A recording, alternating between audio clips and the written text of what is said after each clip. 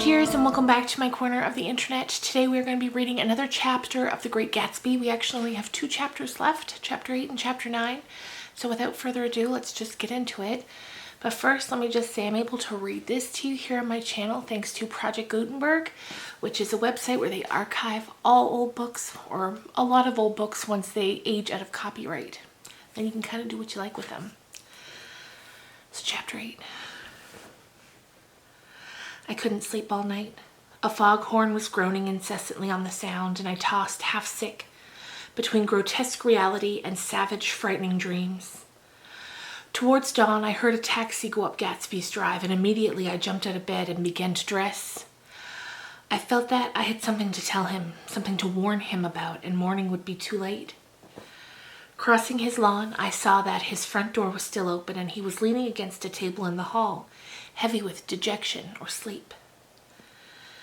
Nothing happened, he said wanly. I waited, and about 4 o'clock she came to the window and stood there for a minute and then turned out the light.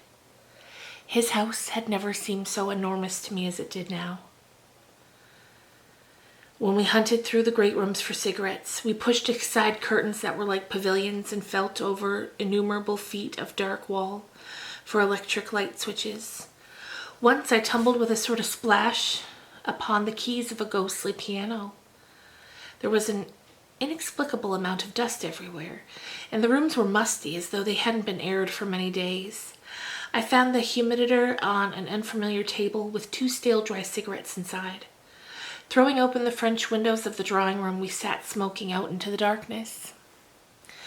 You ought to go away, I said. It's pretty certain they'll trace your car. Go away now, old sport. Go to Atlantic City for a week, or up to Montreal. He wouldn't consider it. He couldn't possibly leave Daisy until he knew what she was going to do. He was clutching at some last hope, and I couldn't bear to shake him free. It was this night that he told me the strange story of his youth with Dan Cody. Told it to me because Jay Gatsby had broken up like glass against Tom's hard malice, and the long secret extravaganza was played out. I think that he would have acknowledged anything now without reserve, but he wanted to talk about Daisy. She was the first nice girl he had ever known. In various unrevealed capacities, he had come in contact with such people, but always with indiscernible barbed wire between. He found her excitingly desirable. He went to her house, at first with other officers from Camp Taylor, and then alone. It amazed him. He had never been in such a beautiful house before, but what gave it an air of breathless intensity was that Daisy lived there. It was as casual a thing to her as his tent out at camp was to him. There was a right mystery about it, a hint of bedrooms upstairs more beautiful and cool than other bedrooms, of gay and radiant activities taking place through its corridors, and of romances that were not musty and laid away already in lavender, but fresh and breathing and redolent of this year's shining motor cars, and of dances whose flowers were scarcely withered. It excited him, too, that many men had already loved Daisy. It increased her value in his eyes.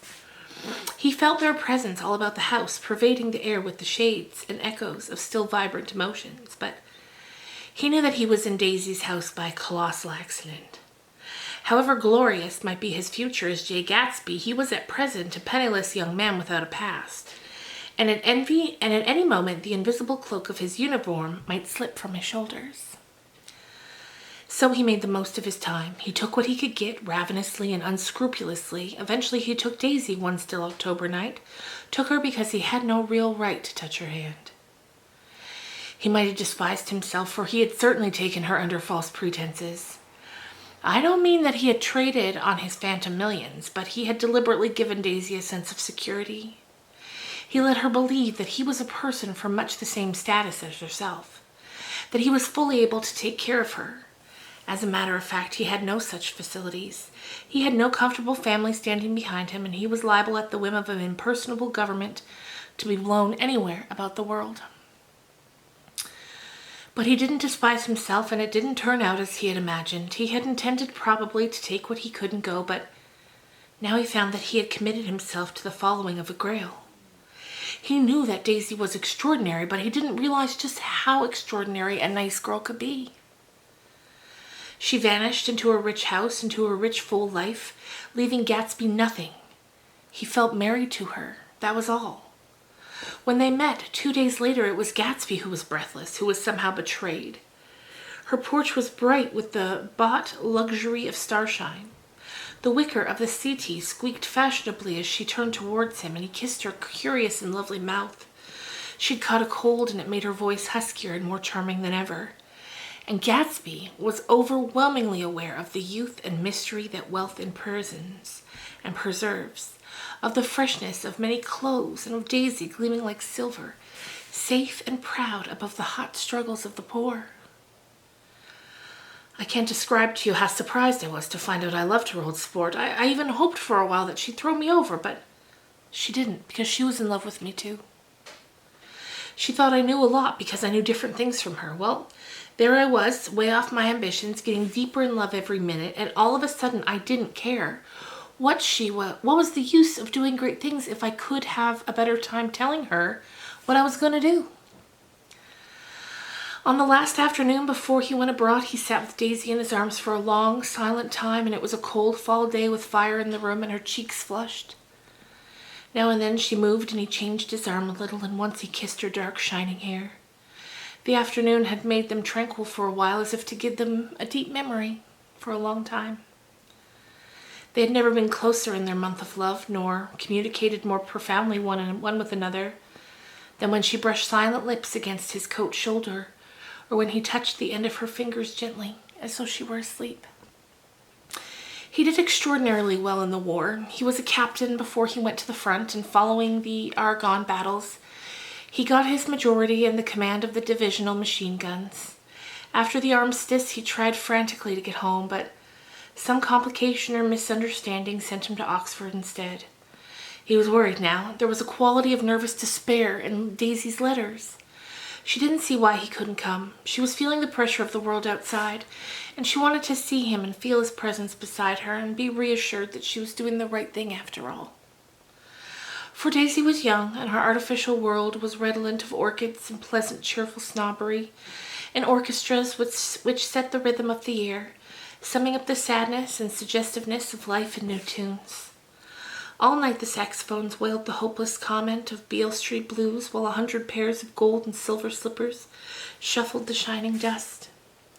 At the grey tea hour there was always rooms that throbbed incessantly with this low, sweet fever, while fresh faces drifted here and there like rose petals, blown by the sad horns around the floor. Through this twilight universe, Daisy began to move again with the season. Suddenly she was again keeping her 6 dates a day with 6 men, and drowsing asleep at dawn with the beads and chiffon of an evening dress tangled among drying orchids on the floor beside her bed, and all the time something within her was crying for a decision. She wanted her life shaped now, immediately, and the decision must be made by some force of love, of money, of unquestionable practicality that was close at hand. That force took shape in the middle of spring with the arrival of Tom Buchanan. There was a wholesome bulkiness about his person and his position, and Daisy was flattered. Doubtless there was a certain struggle and a certain relief. The letter reached Gatsby while he was still at Oxford. It was dawn now on Long Island, and we went about opening the rest of the windows downstairs, filling the house with gray turning gold turning light. The shadow of a tree fell abruptly across the dew, and ghostly birds began to sing among the blue leaves. There was a slow, pleasant movement in the air, scarcely a wind, promising a cool, lovely day. I don't think she ever loved him. Gatsby turned around from a window and looked at me challengingly. You must remember, old sport, she was very excited this afternoon. He told her those things in a way that frightened her, that made it look as if it was some kind of cheap sharper, and the result was she hardly knew what she was saying. He sat down gloomily. Of course she might have loved him just for a minute when they were first married, and loved me more even then, do you see? Suddenly he came with a curious remark. In any case, it was just personal. What could you make of that, except to suspect some intensity in his conception of the affair that couldn't be measured? He came back from France when Tom and Daisy were still on their wedding trip, and made a miserable but irresistible journey to Louisville on the last of his army pay. He stayed there a week, walking the streets where their footsteps had clicked together through that November night, and revisiting the out-of-the-way places to which they had driven in her white car. Just as Daisy's house had always seemed to him more mysterious and gay than other houses, so his idea of the city itself, even though she was gone from it, was pervaded with a melancholy beauty. He left feeling that if he had searched harder, he might have found her, that he was leaving her behind. The day coach, he was penniless now, was hot. He went out to the open vestibule and sat down on a folding chair, and the station slid away from the backs of unfamiliar buildings moved by, then out into the spring fields where a yellow trolley raced them for a minute, with people in it who might once have seen the pale magic of her face along the casual street. The trek curved, and now it was going away from the sun, which, as it sank lower, seemed to spread itself in benediction over the vanishing city, where she had drawn her breath. He stretched out his hand desperately, as if to snatch only a wisp of air to save a fragment of the spot that she had made lovely for him. But it was all going by too fast now for his blurred eyes, and he knew that he had lost that part of it, the freshest and the best forever. It was 9 o'clock when we finished breakfast and went out on the porch. The night had made a sharp difference in the weather, and there was an autumn flavor in the air. The gardener, the last one of Gatsby's former servants, come to the front of the steps. "I'm going to drain the pool today, Mr. Gatsby. Leaves will start falling pretty soon, and then there's always trouble with the pipes." "Don't do it today," Gatsby answered. He turned to me apologetically. "You know, old sport, I've never used that pool all summer." I looked at my watch and stood up. 12 minutes to my train. I didn't want to go to the city. I wasn't worth a decent stroke of work, but it was more than that.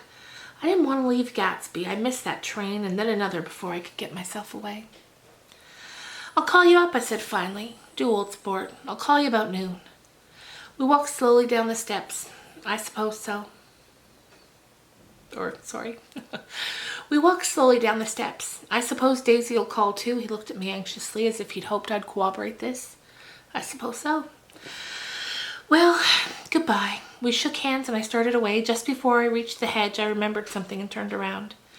"They're a rotten crowd," I shouted across the lawn. "You're worth the whole damn bunch put together." I've always been glad I said that. It was the only compliment I ever gave him, because I disapproved of him from beginning to end.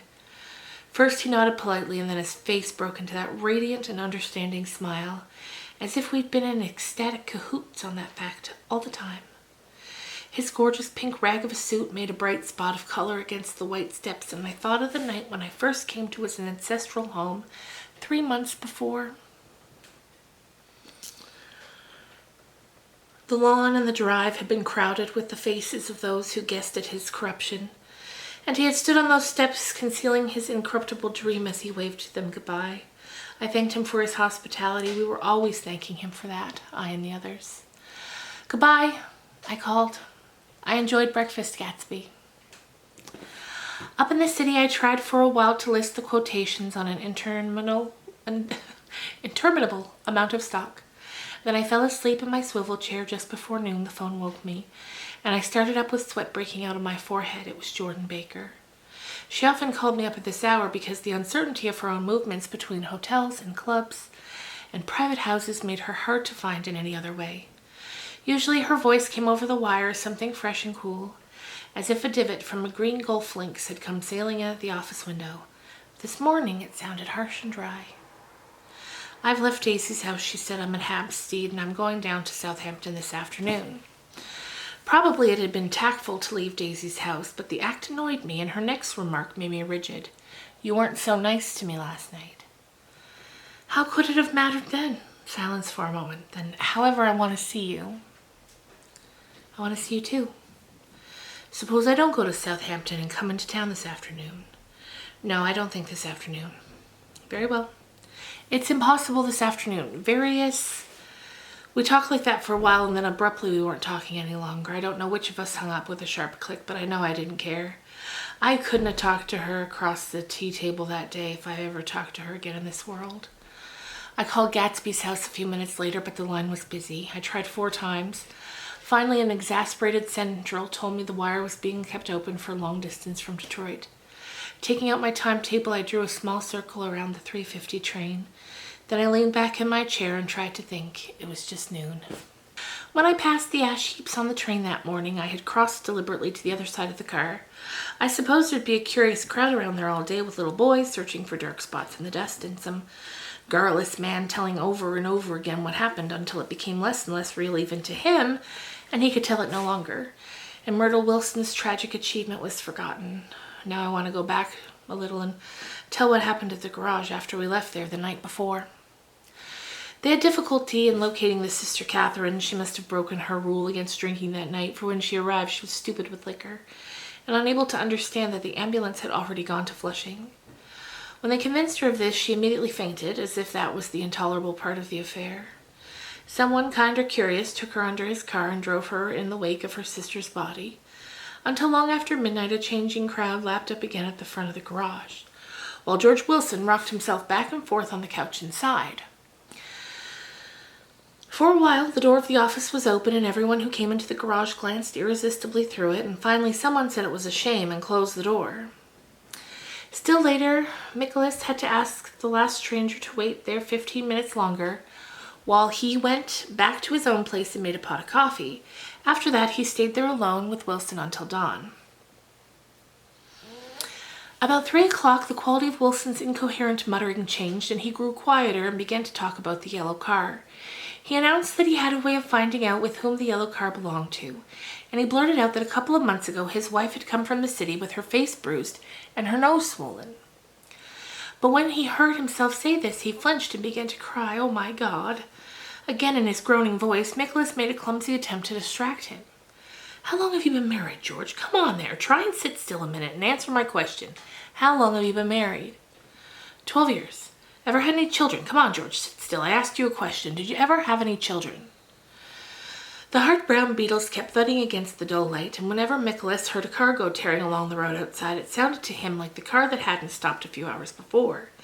He didn't like to go into the garage because the workbench was stained where the body had been lying, so he moved uncomfortably around the office. He knew every object in there before morning. Have you got a church to go to sometimes, George? Maybe even if you hadn't been there for a long time. Maybe I could call up the church and get a priest to come over and he could talk to you, see? I don't belong to any. You ought to have a church, George. For times like this, you must have gone to church once. Didn't you get married in a church? Listen, George, listen to me. Listen to me. Didn't the church marry you? That was a long time ago. The effort of answering broke the rhythm of his rocking, and for a moment he was silent. Then the half-knowing, half-bewildered look came onto his face. "Look in the drawer there," he said, pointing to the desk. "Which drawer?" "That drawer, that one." Nicholas opened the drawer nearest his hand. There was nothing in it but a small, expensive dog leash made of leather and braided silver. It was apparently new. "This?" Wilson stared and nodded. "I found it yesterday afternoon. She tried to tell me about it, but I knew it was something funny." "You mean your wife bought it?" "She had it wrapped up in tissue paper on her bureau." Nicholas didn't see anything odd in that, and he gave Wilson a dozen reasons why his wife might have bought the dog leash, but conceivably Wilson had heard some of these same explanations before from Myrtle, because he began saying, "Oh my God." His comforter left several explanations in the air. "Then he killed her," said Wilson. His mouth dropped open suddenly. "Who did? I have a way of finding out."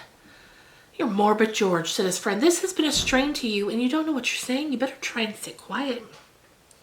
"He murdered her. It was an accident, George." Wilson shook his head, his eyes narrowed, and his mouth widened slightly with the ghost of a superior. "I know," he said definitely. "I'm one of these trusting fellas, and I don't think of any harm to nobody, but when I get to know a thing, I know it. It was the man in the car. She ran out to speak with him, and he wouldn't stop." Nicholas had seen this too, but it hadn't occurred to him that there was any special significance. He believed that Mr. Wilson had been running away from her husband rather than trying to stop any particular car. "How could she have been like that? She's a deep one," said Wilson, as if that answered the question. He began to rock again, and Nicholas stood twisting the leash in his hand. "Maybe you got some friend that I could telephone for, George." This was a forlorn hope. He was almost sure that Wilson had no friend. There was not enough for him for his wife. He was glad a little later when he noticed a change in the room, a blue quickening by the window, and realized that dawn wasn't far off. About 5 o'clock, it was blue enough outside to snap off the light. Wilson's glazed eyes turned out into ash heaps where small gray clouds took on fantastic shapes. I spoke to her, he muttered after a long silence. I told her she might fool me, but she couldn't fool God. I took her to the window. With an effort, he got up and walked to the rear window and leaned with his face pressed against it, and I said, God knows what you've been doing, everything you've been doing. You may fool me, but you can't fool God. Standing behind him, Nicholas saw with a shock that he was looking at the eyes of Dr. T.J. Eckelberg, which had just emerged, pale and enormous, from the dissolving night. God sees everything, repeated Wilson. That's an advertisement, Nicholas assured him. Something made him turn away from the window and look back into the room, but Wilson stood there a long time, his face close to the window pane, nodding into the twilight. By 6 o'clock, Nicholas was worn out and grateful for the sound of a car stopping outside. It was one of the watchers of the night before who had promised to come back, so he cooked breakfast for 3, which he and the other man ate together. Wilson was quieter now. Nicholas went home to sleep, and when he woke 4 hours later and hurried back to the garage, Wilson was gone. His movements, he was on foot all the time, and afterward traced to Port Roosevelt, and then to Gad's Hill, where he bought a sandwich that he didn't eat and a cup of coffee. He must have been tired. And walking slowly, for he didn't reach Gad's Hill till noon. Thus far, there was no difficulty in accounting for his time. There were boys who had seen a man acting sort of crazy, and motorists at whom he stared oddly from the side of the road. And then for 3 hours, he disappeared from view. The police, on the strength of what he said to Nicholas, that he had a way of finding out, supposed that he spent time going from garage to garage, inquiring for a yellow car.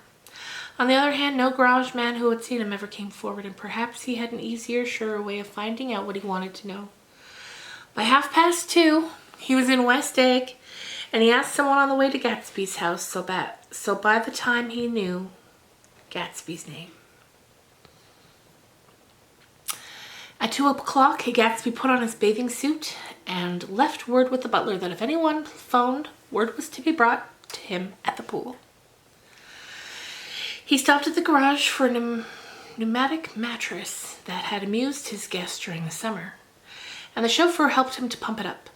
And then he gave instructions that the open car wasn't to be taken out under any circumstances, and this was strange because the front right fender needed repair. Gatsby shouldered the mattress and started for the pool, and once he stopped and shifted it a little, and the chauffeur asked him if he needed help. But he shook his head and in a moment disappeared among the yellowing trees. No telephone message arrived, but the butler went without his sleep and waited until 4 o'clock, until long after there was anyone to give it to if it came. I have an idea that Gatsby himself didn't believe it would come, and perhaps he no longer cared. If that was true, he must have felt that he had lost the old warm world, paid a high price for living too long with a single dream. He must have looked up at an unfamiliar sky through frightening leaves and shivered as he found what a grotesque thing a rose is, and how rare the sunlight was upon the scarcely created grass. A new world, material without being real, where poor ghosts breathing dreams like air drifted fortuitously about, like the ashen, fantastic figure gliding toward him through the amorphous trees. The chauffeur, he was one of Wolfsheim's prodigies, heard the shots afterwards. He could only say that he hadn't thought anything much about them. I drove from the station directly to Gatsby's house, and my rushing anxiously up the front steps was the first thing that alarmed anyone. But they knew then, I firmly believe, with scarcely a word said. 4 of us, the chauffeur, butler, gardener, and I, hurried down to the pool. There was a faint, barely perceptible movement in the water as the fresh flow from one end urged its way toward the drain at the other. With little ripples that were hardly the shadows of waves, the laden mattress moved irregularly down the pool. A small gust of wind that scarcely corrugated the surface was enough to disturb its accidental course, with its accidental burden. The touch of a cluster of leaves revolved in, slowly tracing like the leg of a transit, a thin red circle in by the water. It was after we started with Gatsby towards the house that the gardener saw Wilson's body, a little way off in the grass, and the Holocaust was complete. And so that, my friends, is the end of chapter 8. Just one more chapter left. Can't wait to get it all finished with you guys. Then this will be the 3rd book we've completed on my channel. We've done Emily of New Moon, Pride and Prejudice, and Almost Now, The Great Gatsby. There are playlists for all 3 of those books if you want to get caught up on this one or listen to the other 2. Thanks so much for watching, and I'll see you soon. Bye.